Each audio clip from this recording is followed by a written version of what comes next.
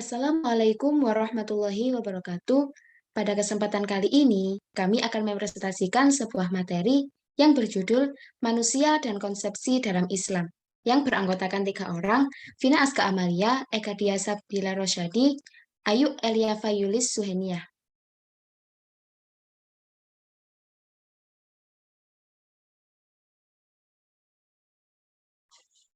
Kompetensi dasar. Yang pertama, memahami konsepsi manusia menurut Islam, tujuan penciptaannya, peran dan tanggung jawabnya sebagai khalifah dan hamba Allah. Yang kedua, meyakini kebenaran konsep manusia menurut Islam dan menerapkannya dalam kehidupan sehari-hari.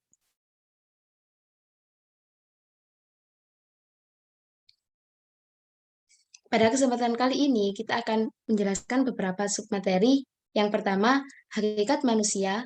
Yang kedua, kedudukan dan tujuan penciptaan manusia. Yang ketiga, potensi positif dan negatif manusia. Yang keempat, aspek-aspek yang mempengaruhi perilaku manusia. Dan yang kelima, ikhtiar merealisasikan tugas hidup manusia.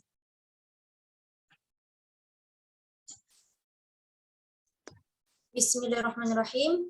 Pada kali ini saya Eka Dia Sabila Rosyadi akan menjelaskan tentang hakikat manusia. Manusia dalam pandangan Islam artinya makhluk Allah yang ditugaskan untuk mendekatkan diri kepadanya, sekaligus menjaga dan mengelola kehidupan bumi dengan baik. Pada dasarnya atau hakikatnya, manusia tergolong lemah dan tidak sempurna. Akan tetapi, Allah memberikan kelebihan kepada kita, yaitu berupa akal dan pikiran yang tidak pernah dimiliki oleh makhluk hidup lainnya.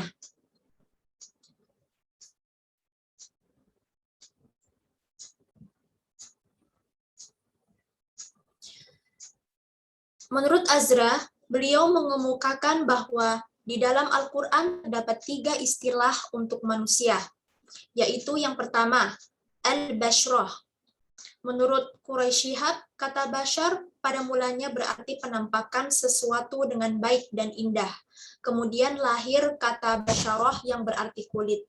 Jadi istilah bashar ini untuk menunjukkan bahwa kulit manusia tampak jelas dan berbeda dari kulit hewan.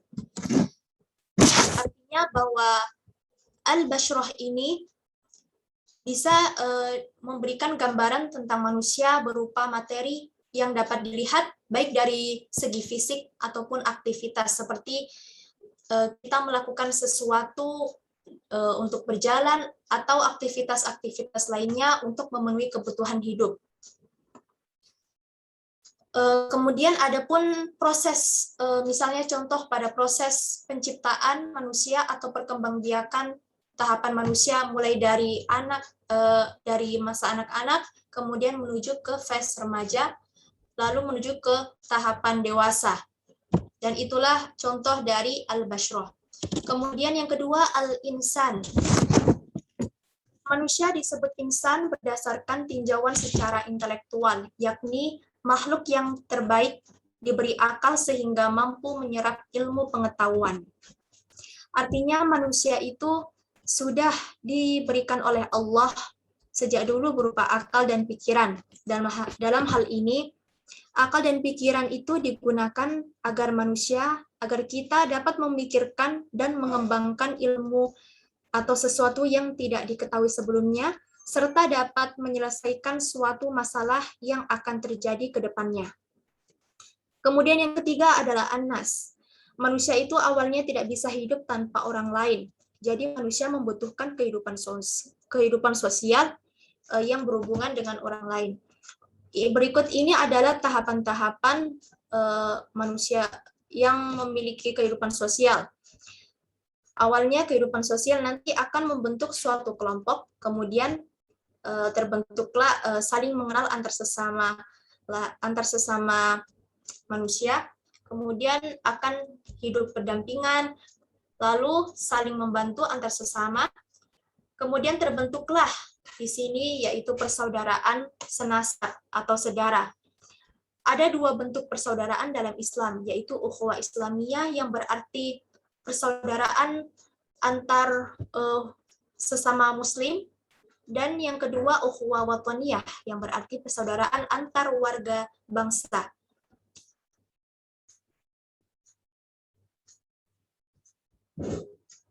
Kedudukan dan tujuan penciptaan manusia.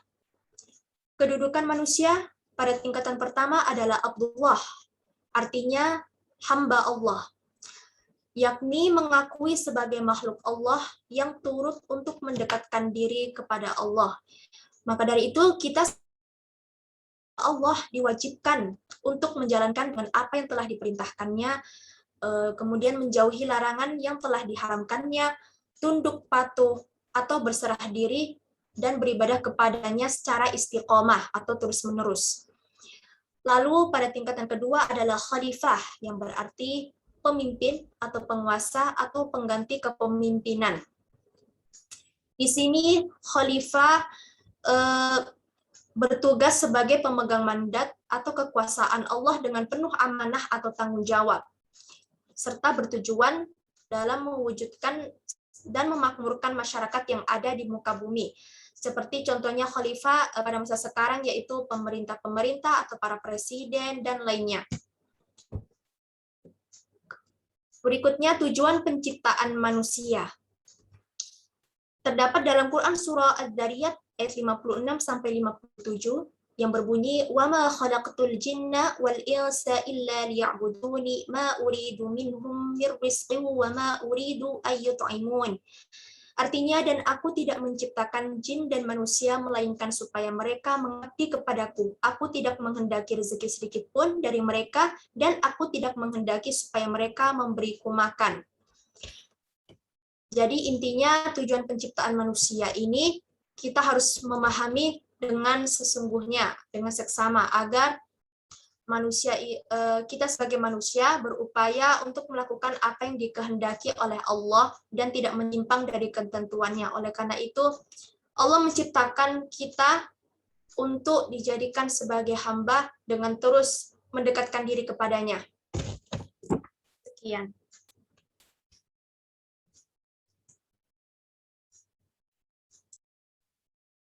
Potensi positif dan negatif manusia. Sebagai makhluk ciptaan Allah, manusia dibekali potensi yang dapat dimanfaatkannya dalam menjalani kehidupan menuju ke arah positif atau negatif yang diinginkan.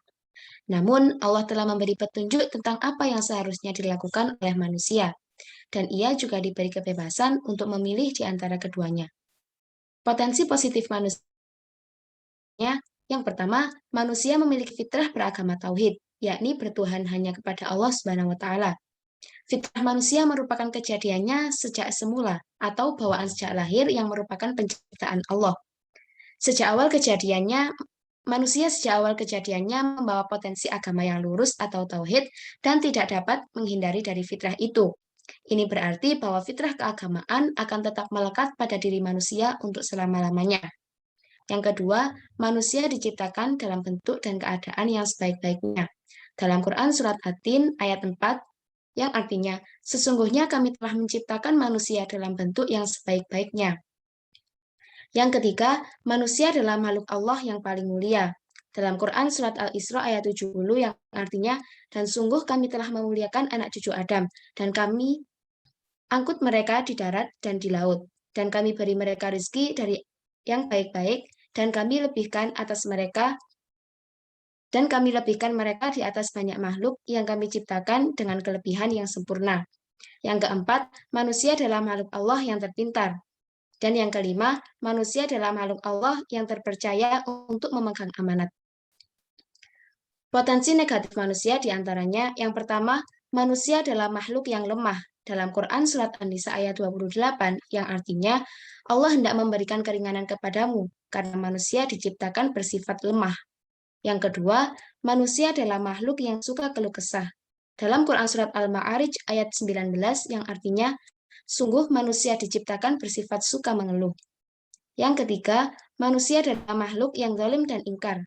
Dalam Quran Surat Al-Ibrahim, dalam Surat Ibrahim ayat 34, yang artinya, dan dia telah memberikan kepadamu segala apa yang kamu mohonkan kepadanya, dan jika kamu menghitung nikmat Allah, niscaya kamu tidak akan mampu menghitungnya. Sungguh manusia itu sangat zalim dan sangat mengingkari nikmat Allah. Dan yang keempat, manusia adalah makhluk yang suka membantah. Dalam Al-Quran Surat Al-Kahfi ayat 54 yang artinya, dan sesungguhnya kami telah menjelaskan berulang-ulang kepada manusia dalam Al-Quran ini dengan bermacam-macam perumpamaan. Tetapi manusia adalah memang yang paling banyak membantah. Yang kelima, manusia adalah makhluk yang suka melewati batas. Dalam Al-Quran Surat Al-Alaq ayat 6-7 yang artinya, sekali-kali tidak, sungguh manusia itu benar-benar melampaui batas apabila melihat dirinya serba cukup. Potensi positif dan negatif yang ada pada diri manusia tidak berarti menunjukkan adanya pertentangan satu dengan yang lainnya. Akan tetapi, untuk menunjukkan beberapa kelemahan manusia yang harus dihindari. Selain itu, untuk menunjukkan pula bahwa potensi untuk menempati tempat tertinggi sehingga ia terpuji, atau berada di tempat yang rendah sehingga ia tercela.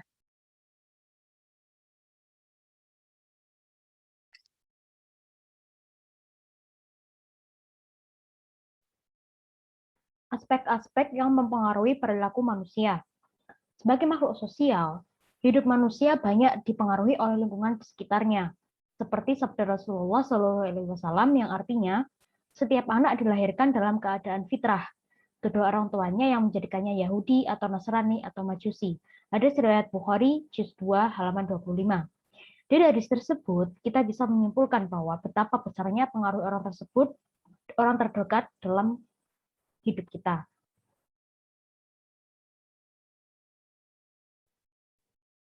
Dalam bidang pendidikan, juga mempunyai pandangan terhadap aspek-aspek yang mempengaruhi tingkah laku manusia, yang disebut sebagai aliran pendidikan. Ada 4 aliran pendidikan, yang diantaranya adalah 1. Aliran empirisme, yaitu aliran yang menyebutkan bahwa perkembangan seseorang tergantung pada pengalaman-pengalaman yang diperoleh dalam hidupnya. Yang kedua, aliran nativisme. Aliran ini menyatakan bahwa seseorang berkembang berdasarkan apa yang dibawanya dari lahir. Kemudian yang ketiga adalah aliran naturalisme. Aliran naturalisme berpendapat bahwa dalam mendidik, seorang pendidik sebaiknya kembali ke alam agar tidak merusak pembawaan yang baik dari seseorang. Kemudian yang terakhir adalah aliran konvergensi. Aliran ini adalah percampuran atau perpaduan antara aliran empirisme dan juga aliran nativisme, dan menyatakan bahwa perkembangan seseorang tergantung pembawaan dari lingkungan. Sebelum adanya atau munculnya teori-teori di atas, Islam sudah memiliki pandangan terhadap masalah ini. Islam berpendapat bahwa tingkah laku manusia dipengaruhi oleh 2 faktor, yaitu faktor bawaan dan juga faktor lingkungan. Ternyata banyak para ahli yang merujuk ke pandangan Islam mengenai masalah tersebut. Mereka menyatakan bahwa tingkah laku manusia dipengaruhi oleh 2 faktor. Yang pertama adalah faktor personal, dan yang kedua adalah faktor situasional. Faktor personal merupakan faktor yang datang dari individu masing-masing, meliputi faktor biologis dan juga faktor sosiopsikologis. Faktor biologis contohnya adalah sistem hormon, syaraf, dan struktur genetis.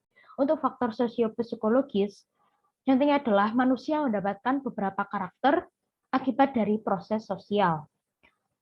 Untuk faktor situasional, faktor ini berasal dari luar individu, yang dapat berupa faktor ekologis, faktor rancangan dan arsitektural, faktor temporal, suasana perilaku, teknologi, faktor-faktor sosial, dan juga lingkungan psikososial.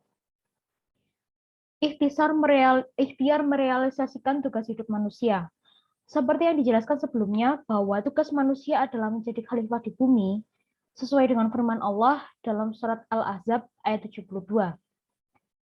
Maka, agar kita sukses mengemban amanat tersebut, kita dapat melaksanakan cara-cara sebagai berikut. Yang pertama adalah berilmu yang memadai. Manusia berkewajiban untuk mencari ilmu dan mengamalkannya. Yang kedua, bertindak secara nyata. Maksudnya adalah manusia wajib berkontribusi sesuai dengan kapasitas masing-masing. Contohnya adalah ada para ulama, para umaro, para niya, atau hartawan, dan juga para fuqara. Para ilmuwan bertugas mengembangkan ilmu, meneliti, mengadakan eksperimen, dan juga mensosialisasikannya. Para umarok bertugas melaksanakan tugas dan wewenang secara adil. Para agniya atau hartawan bertugas mendukung tugas umarok dengan memberikan bantuan modal seperti membayar zakat, hibah, atau pinjaman modal. Dan tugas para fuqara adalah mendukung 3 unsur di atas dengan cara berdoa. Kemudian cara yang ketiga adalah mencari lingkungan yang baik. Menyadari betapa besarnya pengaruh lingkungan bagi kehidupan manusia, maka manusia harus mencari lingkungan yang kondusif untuk merealisasikan sesuatu yang diinginkannya. Yang keempat adalah berdoa. Berdoa merupakan bagian yang tidak terpisahkan dari usaha. Tidak benar jika manusia hanya melakukan salah satunya saja. Dan cara yang kelima adalah menjaga hati. Hati manusia cenderung tidak stabil. Oleh karena itu, kita harus menjaga hati kita agar selamat dari hal-hal yang menjadikannya labil dan sakit. Ada 5 cara untuk mengobati hati menurut Al-Khawas dalam Al-Quraisy juz 1 halaman 22. Yang pertama adalah membaca Al-Quran dan mengenangnya. Yang kedua berpuasa, yang ketiga berzikir, yang keempat sholat malam, dan yang terakhir adalah bergaul dengan orang-orang yang soleh. Cara yang terakhir untuk merealisasikan tugas hidup manusia adalah bertawakal. Kenapa kita harus bertawakal? Karena Allah yang berwenang menentukan keberhasilan atau kegagalan usaha manusia. Jadi setelah kita berusaha, maka kita harus menyerahkan semuanya kepada Allah yang Maha Mengetahui dan juga Maha Bijaksana. Kesimpulan dari presentasi hari ini adalah manusia merupakan makhluk ciptaan Allah yang mengemban amanat sebagai hambanya maupun sebagai khalifah di bumi. Walaupun hakikatnya manusia tergolong lemah dan tidak sempurna. Karena manusia mempunyai bawaan sisi baik dan juga sisi buruk, maka mereka harus bijak dalam bersikap supaya sisi baik dalam dirinya lebih dominan daripada sisi buruk. Sehingga manusia bisa sukses dalam menjalankan perintah Allah dan mampu mengemban tanggung jawabnya sebagai makhluk Allah di dunia maupun di akhirat.